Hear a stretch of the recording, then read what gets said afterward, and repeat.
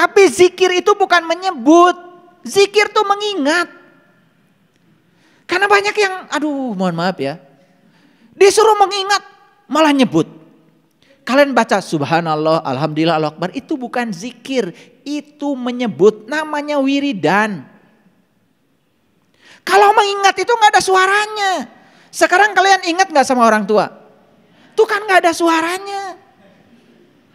Ingat gak sekarang sama anak? Itu kan gak ada suaranya. Ingat duit gak sekarang? Gak ada suaranya. Utang kali ingat gak sekarang? Gak ada suaranya. Ingat tuh gak ada suaranya. Yang penting kita tahu yang diingat. Ingat tuh di batin. Makanya di dalam Quran dikatakan mengingat Allah itu harus seperti kau mengingat bapakmu.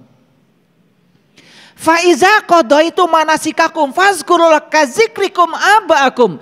Mengingat Allah itu harus seperti kau mengingat bapakmu. Ingat gak sama orang tua sekarang? Orang tua siapa? Lah orang tuamu. Saya gak bisa ingat orang tuamu, saya ingat orang tuaku. Jangan paksa orang tua saya mengingat orang tuamu. Siapa orang tuamu? Namanya siapa? Agus. Bentar sambil tasbih dulu. Agus, Agus, Agus, Agus, Agus, Agus. Sedang apa saya? Sedang nyebut. Apakah saya berhasil mengingat Agus? Ya enggak, yang bisa mengingat Agus cuman kamu. Anaknya Agus. Yang gini saja kadang-kadang gak pernah mikir karena tidak sadar. Assalamualaikum warahmatullahi wabarakatuh.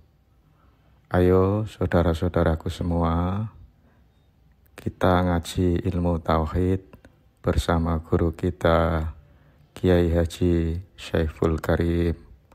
Semoga bermanfaat. Saya pernah bertanya pada seseorang. Menurut psikologi ada anekdot. Ketika kita melarang seseorang melakukan sesuatu, sebetulnya kita sedang membujuk orang itu untuk melakukannya. Itu pendapat dari ahli psikologi namanya Sigmund Freud. Pernah dengar nama itu? Wah, gak pernah dengar ya. Kalian kemana wae atuh? Sigmund Freud itu adalah seorang psikolog tetapi sangat spiritualis. Dia membuka semua ya hambatan-hambatan mental pada diri setiap orang. Ini pertanyaannya. Waktu Adam dan Hawa ada di surga, siapa yang melarang jangan makan buah kholdi? Siapa? Bilang aja yang keras, siapa? Allah. Nah, gak apa-apa. Bukankah kata Sigmund Freud, kalau dia melarang sesungguhnya merayu untuk melakukannya. Pikirkan. Gak diteruskan. Mikir dong, enak aja pengen dikasih jawabannya.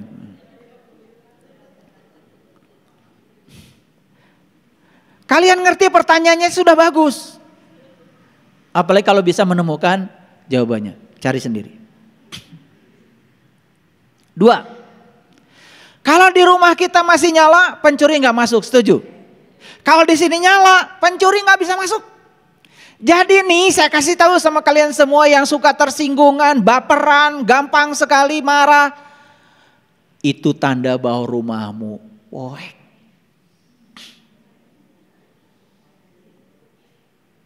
Nah sekarang rumahnya poek, nggak apa-apa.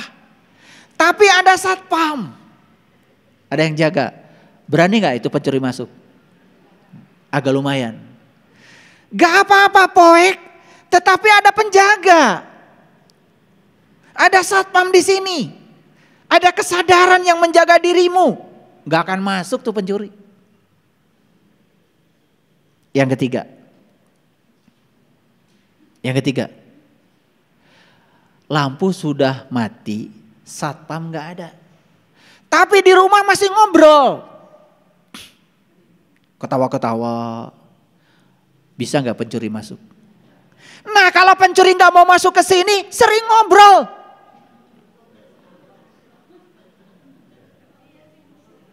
Ngobrol dengan siapa? Ya Allah, kamu itu nggak sendiri, kamu bersama Allah, kurang ngobrol. Ngobrol. Makanya kalau ada yang mau datang ngobrol, nggak akan tercuri.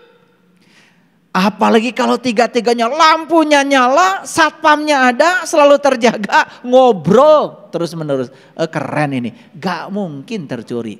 Ini yang disebut dengan kesadaran.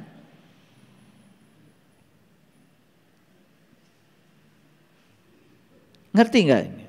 Ini kuliah mahal ya, saking mahalnya gratis.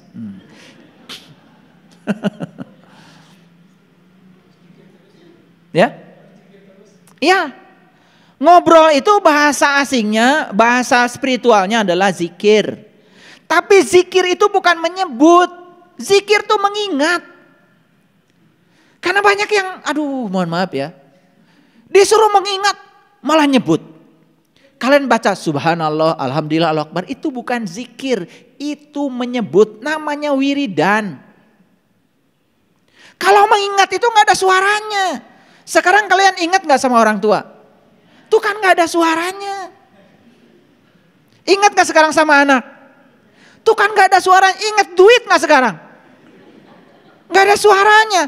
Utang kali ingat gak sekarang? Gak ada suaranya. Ingat tuh gak ada suaranya. Yang penting kita tahu yang diingat. Ingat tuh di batin. Makanya di dalam Quran dikatakan mengingat Allah itu harus seperti kau mengingat bapakmu. Faiza qadaitu manasikakum fazkurullah kazikrikum abaakum. Mengingat Allah itu harus seperti kau mengingat bapakmu. Ingat gak sama orang tua sekarang? Orang tua siapa? Lah orang tuamu. Saya gak bisa ingat orang tuamu, saya ingat orang tuaku.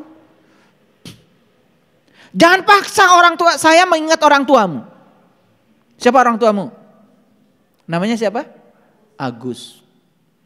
Bentar, sambil tasbih dulu. Agus.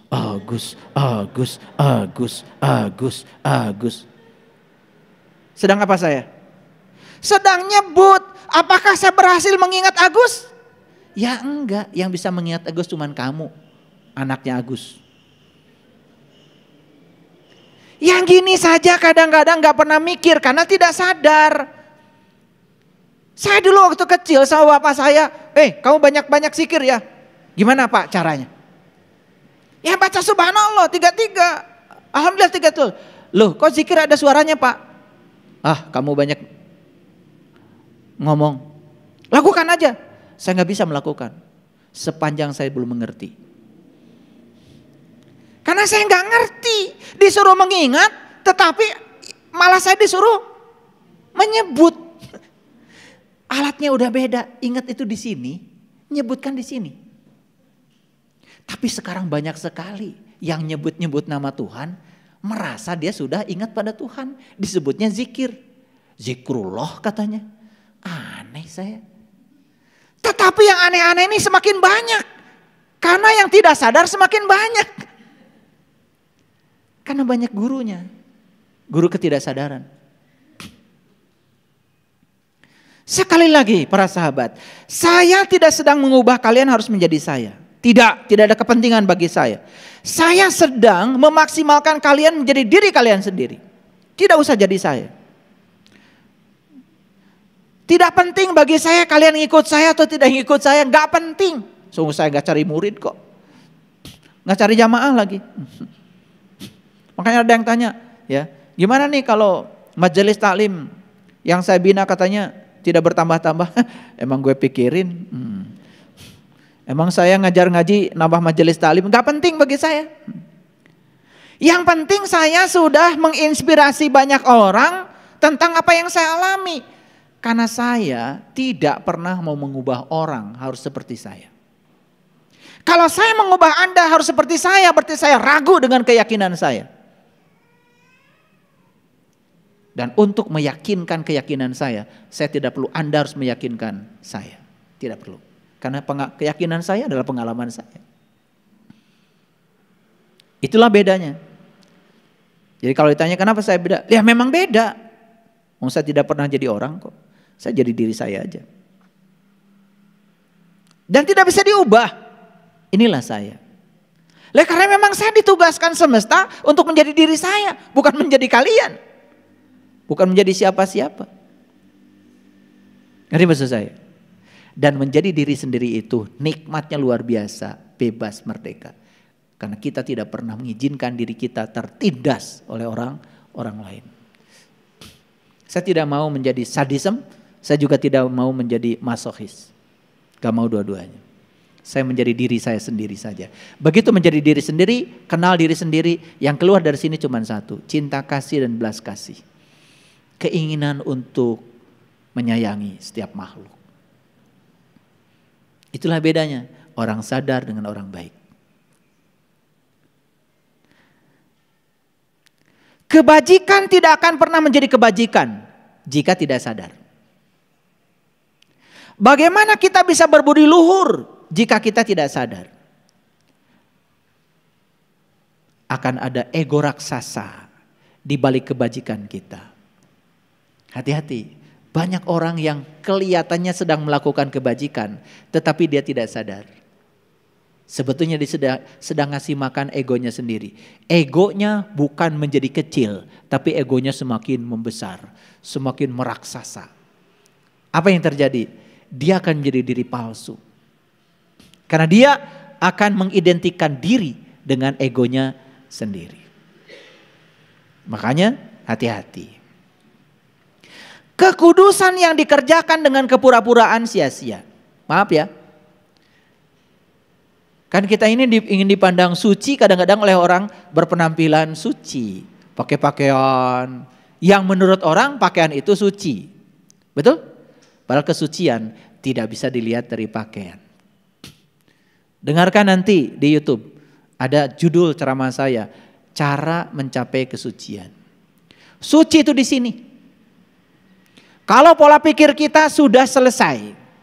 3 ciri kesucian. 1, kita sudah tidak serakah dengan yang kita ingin.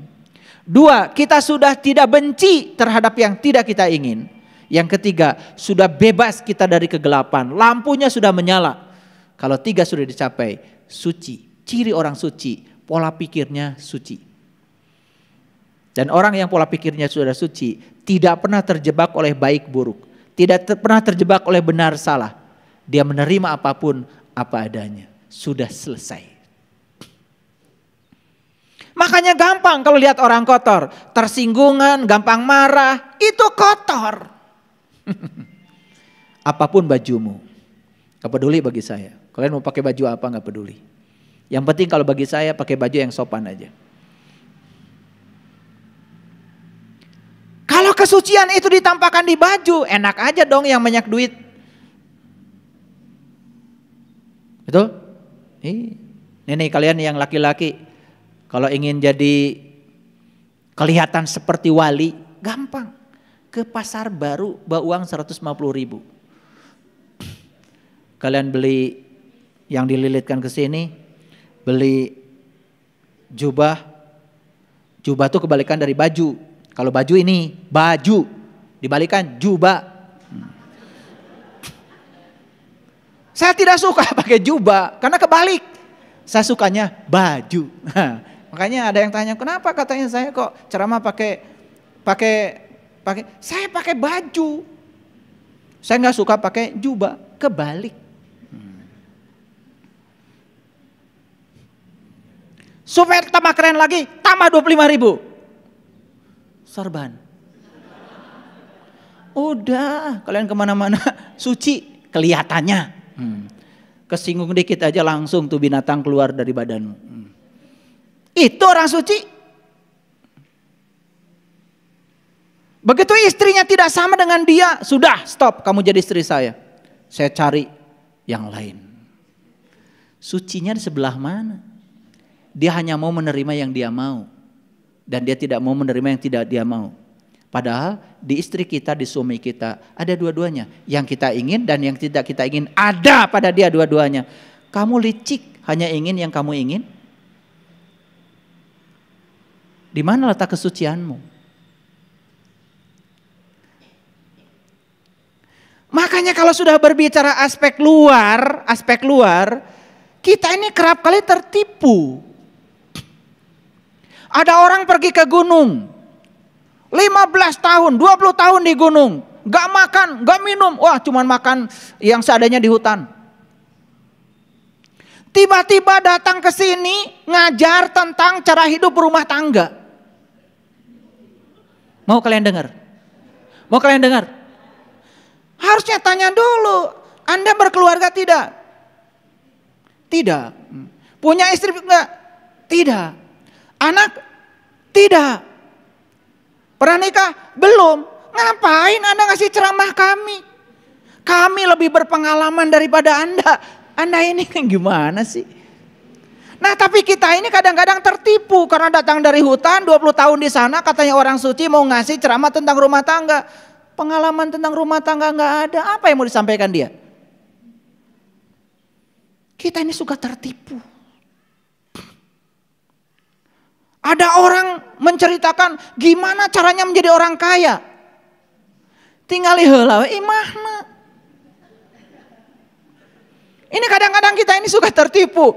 Mau kemana? Ini mau cari apa? Cari mantra jadi orang kaya. Mau ketemu siapa? Oh di sana katanya ada orang hebat, orang pinter. Di mana? Di gunung. Tinggal di mana? Di gunung. Rumahnya kayak apa? Gubuk. Gak waras itu. Mau minta cara kaya pada orang yang belum pernah berbisnis. Apa yang mau dikasih? Baca ini sekian kali, baca ini sekian kali. Buang-buang waktu. Dan sekarang masih banyak orang yang percaya. Baca ini sekian kali, seluruh dosa diampunkan. Baca ini sekian kali, utang lunas. Gimana sih? Baca surat Al-Kahfi katanya tiap hari Jumat 7 kali, utang lunas. Tambah besar utangnya. Karena gak ada waktu buat bayar utang. Betul gak? Habis waktunya baca surat. Tapi yang kayak gitu-gitu itu masih laku. Saya bukan anti dengan itu. Betul, di surat Al-Kahfi itu ada cara untuk bayar utang. Tapi utang pada Allah. Bayar dulu utang itu pada Allah.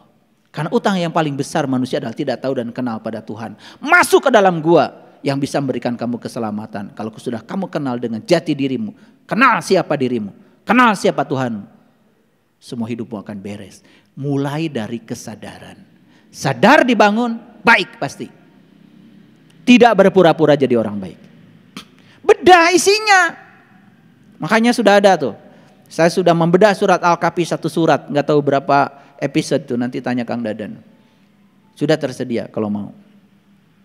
Benar-benar saya kasih tahu cara menjadi orang kaya. Hati-hati, kaya di situ artinya tidak seperti yang kalian pikirkan. Paham maksud saya? Coba waras sedikit ya. Kekudusan yang dikerjakan dengan kepura-puraan adalah sia-sia. Karena itu tidak akan membawa kesederhanaan. Itu tidak akan membawa kerendahan hati. Itu tidak akan membawa pengalaman ketuhanan yang hebat. Yang terjadi hanya memberikan nutrisi pada ego. Jadi kalau hari ini kita berpura-pura suci karena ingin dipandang baik oleh orang lain. Agar tetangga hormat pada saya karena saya orang baik. Stop.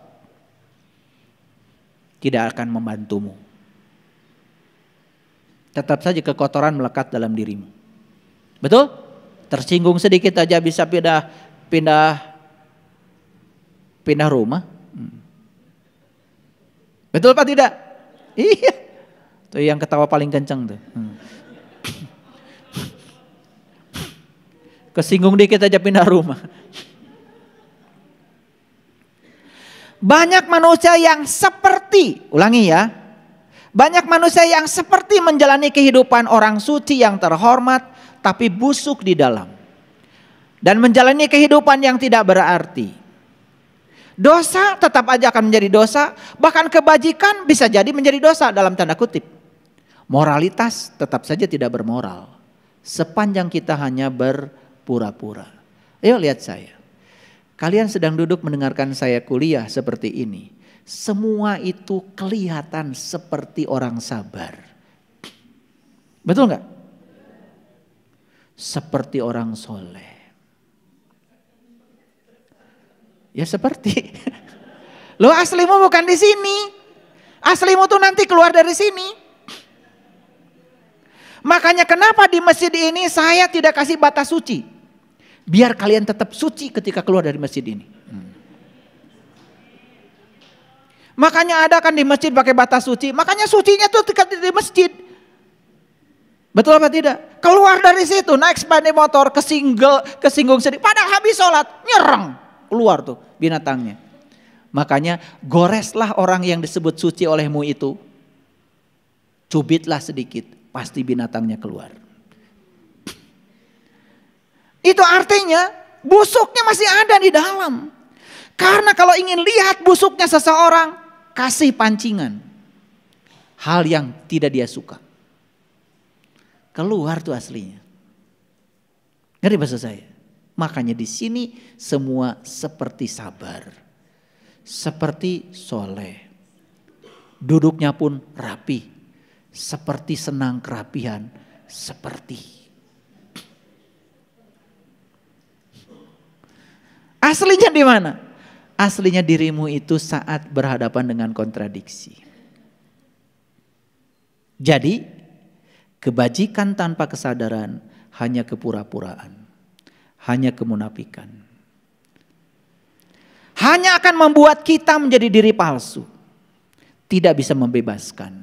Sebaliknya hanya membuat kita terpenjara oleh diri kita sendiri. Aneh. Seorang ibu merasa malu ketika anaknya punya anak perawan belum menikah. Baru usia 23. Makanya cari ke sana kemari, ya. Makelar.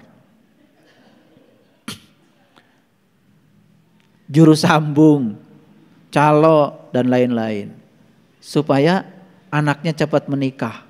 Dan ketika anaknya menikah dia senang. Karena tetangga akan bilang kalau dia itu sukses membangun rumah tangga. Rumah tangganya baik. Padahal dia menindas anaknya sendiri. Karena cepat-cepat ya sudah dinikahkanlah anak itu dengan siapa saja. Yang penting nikah. Apa yang terjadi? 2-3 bulan bubar. Ini orang tua. Pendidikan dia ikut campur. Urusan pekerjaan dia ikut campur. Bahkan diajarkan anaknya untuk sogok sana sogok sini supaya diterima pekerjaan. Aneh saya. Kok kita berani memberikan racun pada anak kita sendiri? Anak saya, kamu mau sekolah di mana? Mau sekolah di... Anak saya yang paling besar sekolahnya di kampus saya. Tes kamu.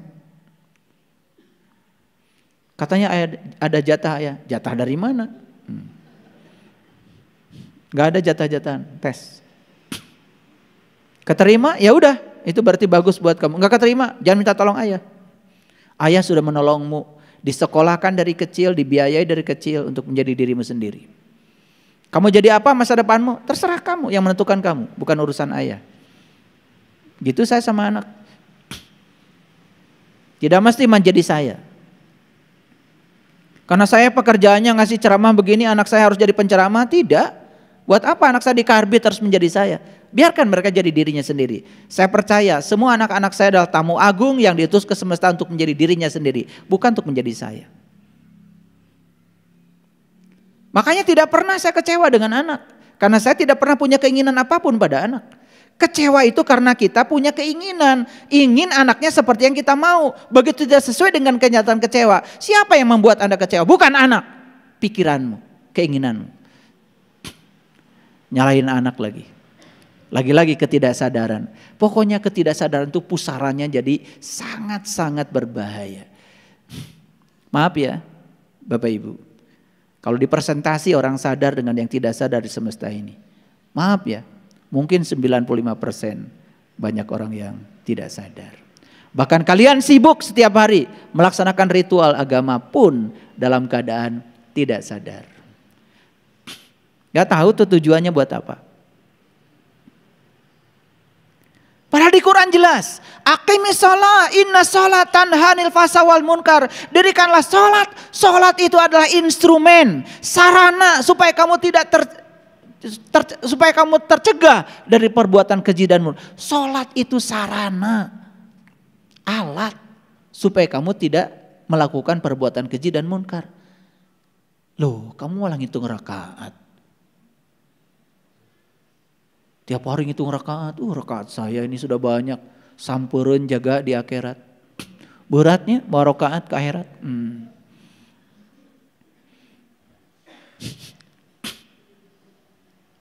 Segala teh seetik bekal ke akhirat. Bekal ke akhirat. Bayangkan ya. Begitu mau ke akhirat bekalnya terlalu banyak. Nggak pergi-pergi tuh ke akhirat.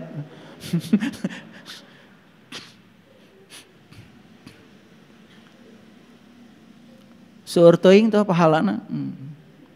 Karena dikit-dikit pahala gitu ya. Ya Allah. Karena semua dilakukan dalam keadaan tidak sadar.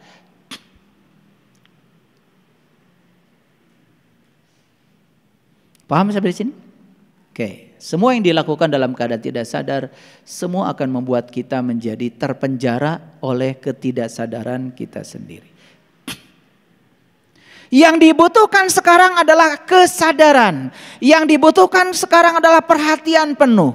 Karena perhatian penuh itulah kunci utamanya. Perhatian penuh membuka semua kunci keberadaan. Apa kesadaran itu? Lihat saya. Kesadaran itu adalah hidup dari waktu ke waktu. Gak usah memikirkan besok apa. Gak usah memikirkan masa lalu.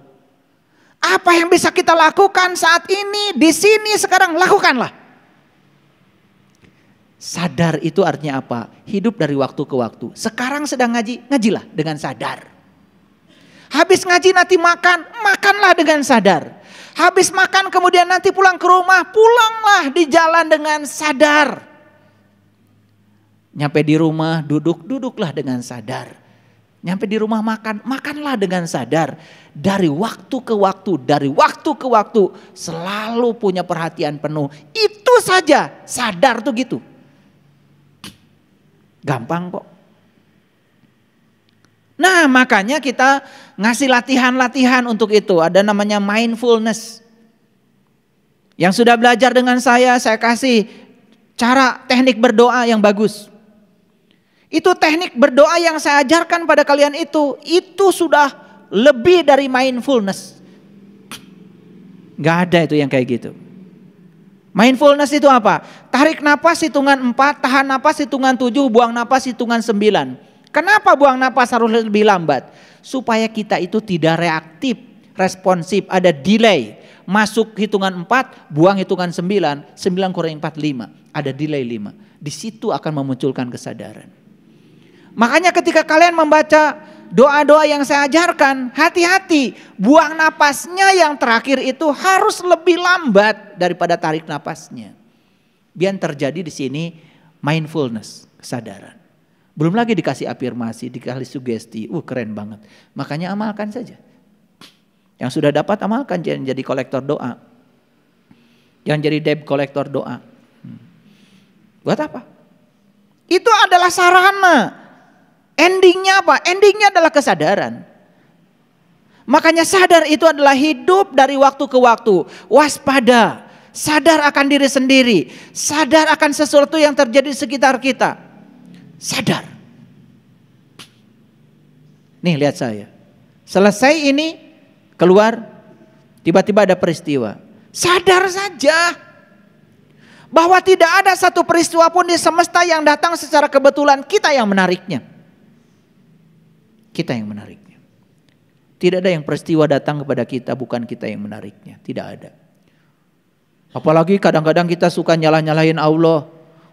Saya lagi diuji sama Allah. Kata Allah, apa pentingnya ngasih ujian sama kamu? Emang kamu mahasiswaku, kata Allah. Ujian. Kita tuh kadang-kadang suka sok-sokan aja. Lagi diuji sama Allah. Nenek ya suka bilang lagi diuji sama Allah, saya mau nanya. Kapan daftarnya?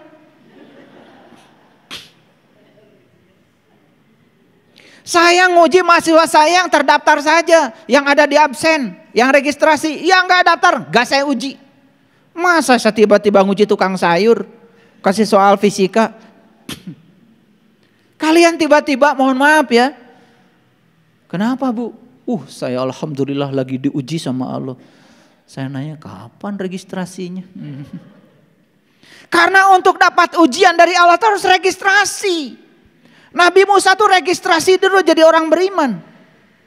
Baca tuh di Quran surat Al-A'raf 143. Kan Nabi Musa bilang sama Allah, ya Allah nampakkan diri engkau kepadaku agar aku dapat melihatmu. Apa kata Allah? Kamu akan dapat melihatku hai Musa. Tapi lihatlah ke puncak kesadaranmu. Falamma tajalla rabbuhu lil jabal. Ketika Tuhan menampakkan diri di kesadarannya Musa. Musa itu saat itu fana. Gunung hancur luluh. Kesadaran Musa hilang. Dan Musa jatuh pingsan. Pingsan di sana bukan karena Allah jahat. Masa pengen ketemu Allah langsung Musa pingsan.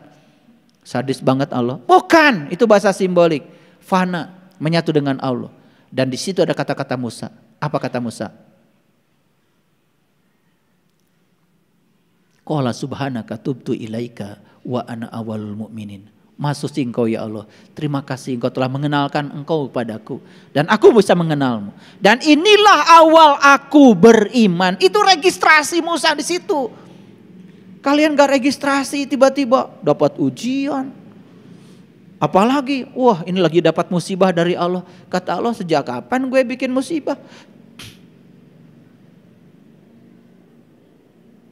Ya Allah, aku sakit ya Allah. Aku yakin sakit ini darimu. Engkau sendiri yang menyembuhkan. Gak ada di Quran. Sesungguhnya sakit itu dariku. Dan aku yang menyembuhkan, gak ada. Yang ada di Quran cuma satu. Fa'iza maritu fahuwa yasfin. Apabila kamu sakit, aku yang menyembuhkan. Sakitnya buatanmu sendiri. Tapi hebatnya Allah, walaupun kamu bikin sakit, tapi Dia yang menyembuhkan. Sembarangan sakit dari Allah. Kenapa Bu?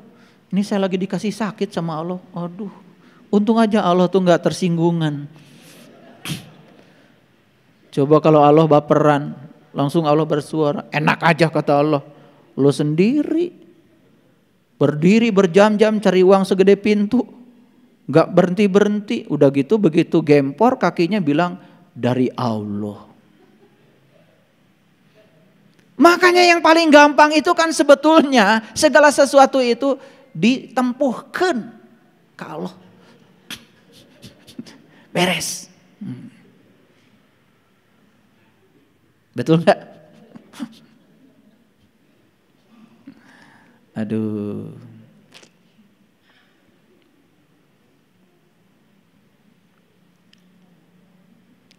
Para sahabat, kita disuruh untuk menjadi orang yang rendah hati. Kenapa? Lihat, kalau ada tanah tinggi, kemudian turun hujan. Tanah tinggi bisa nampung air enggak? Gak bisa.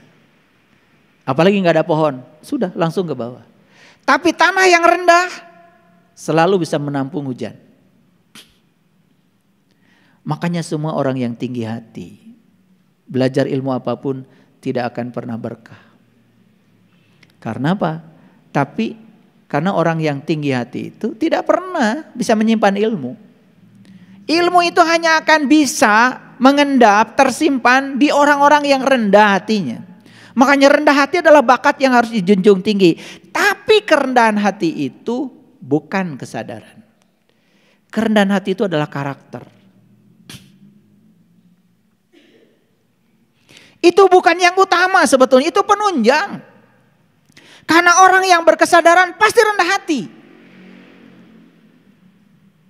Oleh karena itu sekali lagi, kesadaran kunci utamanya. Nah, kerendahan hati itu kalau di mobil sering disebut peredam kejut. Tahu nggak peredam kejut? shock breaker. Saya gaya-gayaan pergi ke Cikapundung, mau beli onderdil mobil.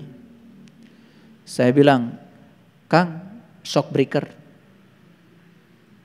Teu aya cenah. Nah, toko segede kieu, gede, teu aya. Shock breaker mobil Innova, teu aya. Datang lagi sakana, Kang, sebleker, oh aya. Jadi saya harus ikutan mereka. Ditulisnya shock breaker, shock itu kejut, breaker itu peredam, pemecah. Tapi mereka kan nyebutnya sebleker. Jadi saya harus ikutan mereka.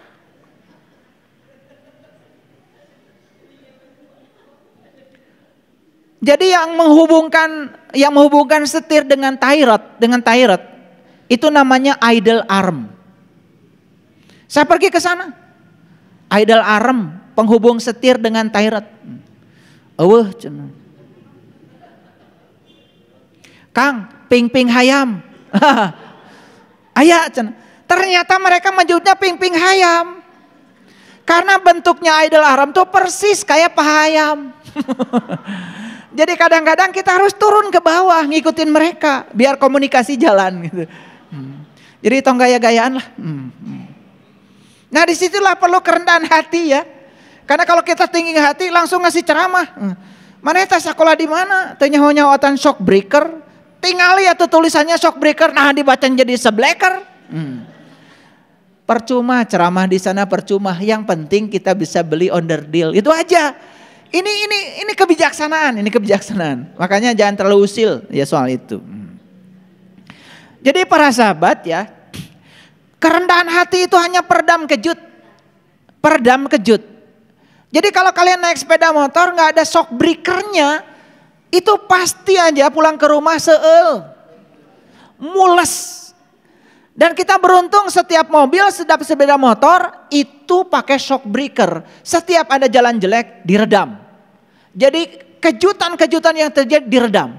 Nah hidup kita tuh perlu kerendahan hati, itu peredam. Tapi kerendahan hati lagi-lagi tidak bisa tumbuh dengan cara biasa. Hanya ketika kita berkesadaran. Jadi tetap saja kunci utamanya adalah belajar kesadaran. Belajar kesadaran berarti meniti ke dalam diri. Tahu siapa jati diri kita yang sebenarnya, itu kuncinya. Supaya tadi di dalam diri kita lampunya nyala. Di dalam diri kita ada yang jaga. Dan yang ketiga selalu ada yang ngobrol. Kalau kita suka ngobrol dengan Allah. Aduh luar biasa ngobrol sama Allah. Saya tuh jadi udah kecanduan ngobrol sama Allah itu. Kalau lagi hening, apalagi pikiran kita sudah tidak ada lagi. Ya, selesai, sudah terlampaui. Sudah jadi pengamat bagi pikiran. Di situ ngobrol baru terjadi. Karena apa? Ngobrol dengan Allah itu cuma satu syaratnya. Perlu hening cipta. Karena suaranya Allah tidak terdengar kalau pikiran kita berisik. Nah sementara hidup kita selama ini ya dikendalikan oleh pikiran, oleh ego, oleh diri palsu. Kapan kita mau mendengar suara Dia? Makanya kita tidak pernah ngobrol. Akibatnya apa? Karena dianggap tidak ada siapa-siapa di rumah ini, pencuri masuk.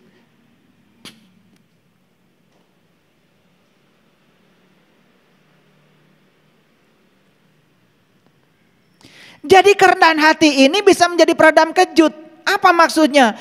Kita bisa melindungi diri kita dari ego orang lain. Karena kalau kita tinggi hati itu yang menyebabkan seseorang itu gampang tersinggung. Mohon maaf ini soal harga diri nih. Ini masalah nama baik nih. Sewa ini, sewa itu, ngurusi hukum cuman karena pencemaran nama baik. Duh, hamur duit. Sudah, kalau nama kita dicemarkan oleh orang sepanjang kita tidak mengizinkan tercemar, enggak apa-apa. Habis beritanya sudah nyampe kemana-mana, besok juga lupa.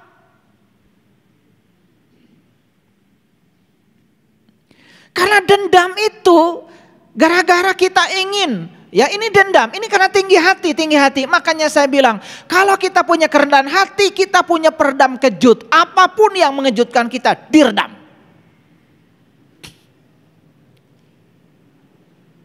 Tahu nggak Mercy, BMW, tahu? Gak apa-apa nggak punya juga, yang penting tahu. Iya. Ada orang tahu semua merek mobil, punya enggak? Enggak apa-apa, itu bagus. Bagus. Semoga nanti punya mobilnya. Iya, baru tahu mereknya aja. Bisa cerita semua merek, make juga belum pernah. Nah ini udah kebangetan nih. Udah mulai jadi orang baik nih, bukan orang sadar. Lihat saya semua. Mercy tahu? BMW pernah naik? Belum tahu, kalian belum naik. Limosin? Saya udah pernah naik limosin. Jadi waktu saya jadi tamu kehormatan berangkat ke China bersama rombongan, di airport dijemput sama limosin. Hari itu hari pertama saya naik mobil itu. Karena haus di pesawat nggak ada minum. Saya minta sama supirnya, ini ada minum nggak? Oh ada. Masa mobil mewah, cai acan. Silakan di belakang jok. Aduh bingung saya. Teka tinggal di belah mana. Nu dipencet nanaon, bingung. Akhirnya sembarang aja saya pijit. Ternyata yang dipijit itu pemanas. Supirnya, loh kenapa katanya mobil ini jadi panas? Itu yang dipijit itu pemanas, jadi seruangan itu panas. Sorry tadi saya salah mijit. Mijit apa? Da maneh atuh nu salah. Urang teu nyaho dititah mijit. Itulah, makanya terlalu mewah pun akhirnya jadi keder. Tapi saya merasakan gimana mobil itu jalan. Ya biasa pakai mobil saya yang di sini. Mobil saya itu jujur, luar biasa. Kalau jalan jelek, kejeruk. Nah, itu. Jujur kan? Makanya ya, para pejabat itu kalau mau ngontrol jalan, jangan pakai mobil manehna. Mobil manehna mah teu jujur. Alus teuing. Kenapa? Karena peredam kejutnya bagus. Jadi kalau ada jalan jelek, kalau peredam kejutnya bagus, nggak kerasa. Sepeda motor, mobil-mobilmu itu jujur. Jalan jelek, kejeruk. Sampai miring kakinya. Jujur. Nah, ada peredam kejut. Cuman peredam kejutnya itu tidak terlalu bagus untuk meredam kejut. Makanya terkejut. Iya, selalu bikin kejutan. Betul enggak? Iya. Makanya jalan jelek tuh langsung tahu. Oh jalan jelek. Iya, kenapa jalan jelek? Nggak usah turun.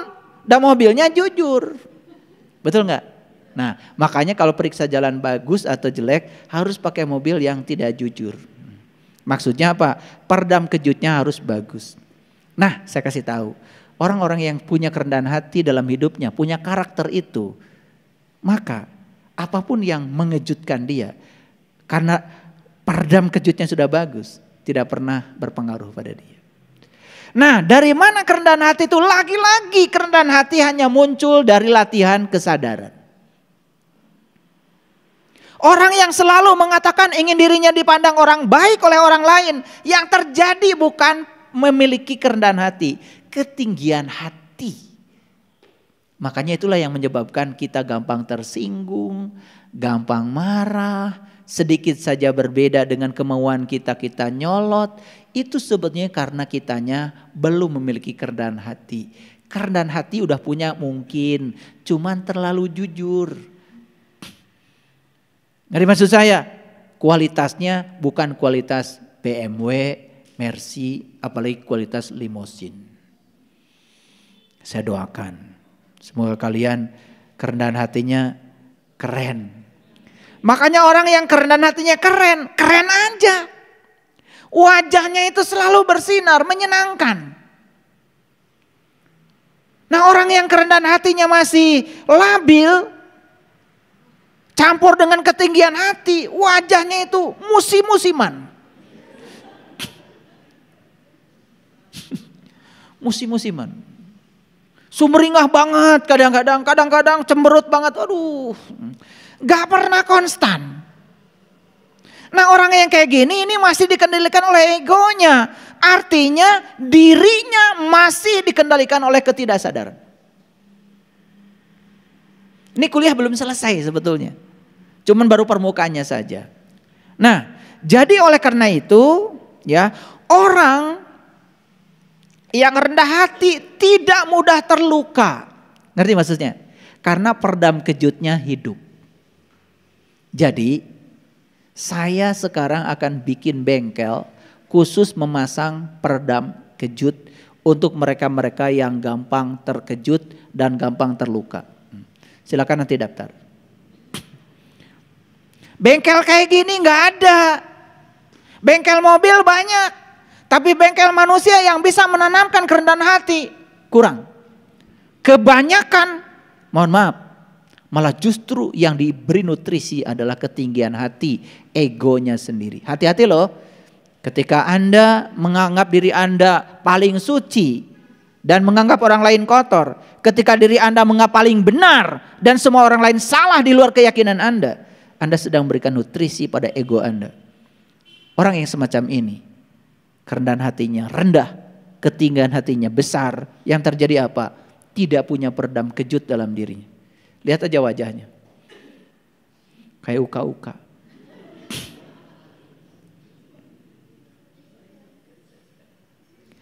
Jadi mudah terluka.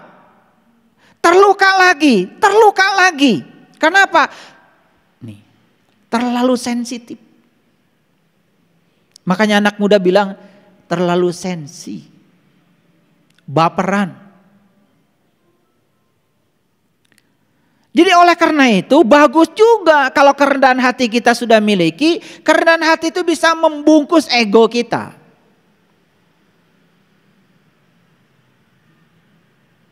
Tetapi sekali lagi, ketika kerendahan hati yang semacam itu digunakan untuk membungkus ego sesaat, maka kerendahan hati itu tidak asli lagi. Kerendahan hati yang dibutuhkan oleh kita adalah kerendahan hati yang lahir dari sebuah proses berkesadaran. Lagi-lagi kuncinya adalah yuk kita meniti ke dalam diri. Makanya Nabi Muhammad tidak salah kalau mengatakan awwaluddin ma'rifatullahi ta'ala wa rasulih. Awalnya agama mengenal Allah dan Rasulnya. Man arafa nafsahu faqad arafa rabbahu. Siapa yang kenal dirinya, dia akan kenal pada Tuhannya. Karena apa? Ini kuncinya. Guru-guru kita, para nabi, para rasul, mereka rendah hati karena kesadaran. Guru-guru kita, para nabi, para rasul, para sunan, para wali, para mursyid, mereka menjadi orang baik. Efek samping dari kesadaran. Bukan karena ingin dibilang baik oleh tetangga. Bukan ingin dibilang baik oleh suami. Bukan ingin dibilang baik oleh bapak dan ibu mertua. Bukan karena ingin dibilang baik oleh orang lain. Semua hal yang ingin ya menyetujui kita supaya kita dibilang baik, sebetulnya kita sedang membuat penjara bagi diri kita sendiri. Yuk kita hancurkan seluruh penjara itu. Dan kita meniti ke dalam diri. Temukan keilahian Tuhan dalam dirimu. Karena disitulah adanya kesadaran. Masuklah ke pusatmu sendiri. Jangan bermain-main terus di pinggiran. Karena bermain di pinggiran mudah terluka. Masuk ke pusatmu sendiri. Masuk ke dalam dirimu sendiri. Di situ ada ketahanan yang sangat keren dan luar biasa. Ini baru setengah ya. Saya membuat ceramah ini untuk 32 slide. Ini baru 8 slide, berarti baru seperempatnya. Karena saking dalamnya saya harus jelaskan step by step. Harus berurutan. Yang penting sekarang poinnya adalah setelah ini Bapak Ibu para sahabat semua menjadi tahu. Menjadi tahu. Apakah saya orang baik atau orang sadar? Apakah saya orang baik asli yang lahir dari kesadaran atau orang baik palsu yang hanya ingin dibilang baik oleh orang di sekitar saya? Kalau itu yang terjadi berarti kita masih harus berlatih untuk meniti ke dalam diri. Itu kunci yang saya bisa bagikan hari ini. Oleh karena itu semoga kuliah ini walaupun singkat tetapi bisa memberikan landasan untuk introspeksi diri. Karena selama ini kita tidak menyadari kalau diri kita ini sedang menjadi diri palsu yang penuh dengan kepura-puraan. Ujilah diri kita. Tanpa banyak aturan, sebetulnya orang sadar akan selalu baik. Dan orang yang tidak sadar itu untuk menjadi baik harus banyak aturan agar dia disebut orang baik. Jadi siapa orang baik? Kembali ke pertanyaan Ayah Yenda. Orang baik menurut manusia adalah orang yang mau mengikuti berbagai macam aturan. Walaupun itu menindas dirinya sendiri. Yang penting orang lain bilang saya baik. Makanya orang baik belum tentu sadar, tapi orang sadar pasti baik. Terima kasih. Assalamualaikum warahmatullahi wabarakatuh.